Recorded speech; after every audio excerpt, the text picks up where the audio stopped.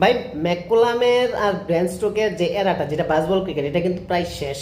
কেননা ইংল্যান্ডের test coach Brendon McCullum test cricket থেকে অর্থাৎ ইংল্যান্ডের কোচ পদ থেকে কিন্তু ইস্তফা দিয়ে দিছে এবং নতুন কোচের দরে কিন্তু ইন্ডিয়ান প্রাক্তন ক্যাপ্টেনও আছে, কোচও আছে, রবিচন্দ্রন অশ্বিন রাহুল দ্রাবিড় পর্যন্ত সেখানে নমিনেশন আছে।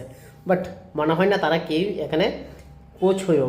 বাট এখানে মোস্ট প্রবাবলি যেখানে কোচ কন্টেন্টার হিসেবে সবচেয়ে উপরে আছে সেটা হচ্ছে আরসিবির যে কোচ অ্যান্ডি ফ্লাওয়ার, ইংল্যান্ডের টেস্ট টিমের কোচ অ্যান্ডি ফ্লাওয়ার হইতে যেতেছে মোস্ট প্রবাবলি, এটাই নিউজ এখানে আমরা পেলাম যে যে বাট এখানে আরেকটা প্রশ্ন হলো যে বাসবল ক্রিকেট যেটা ব্যান স্টোক এবং ম্যাকুলাম তৈরি করেছিল সেই ক্রিকেট কিন্তু আর আমরা হয়তো দেখতে পাবো না।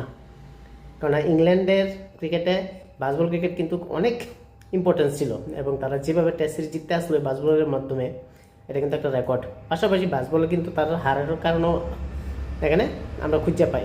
নো ডাউট রিসেন্টলি যে নিউজিল্যান্ড ইংল্যান্ডের হোম গ্রাউন্ডের মধ্যে টেস্ট সিরিজ 3-0 হারালো বা যে সিরিজ হারলো, তার কারণে কিন্তু এখানে ম্যাককুলামরে স্টেপ ডাউন করা হইতেছে এজ এ টেস্ট কোচ হিসেবে। যাই হোক, নেক্সট কোচ কি ম্যাককুলামের থেকে একটু সাকসেস হইতে পারবো, পাইতে পারবো, নাকি আরও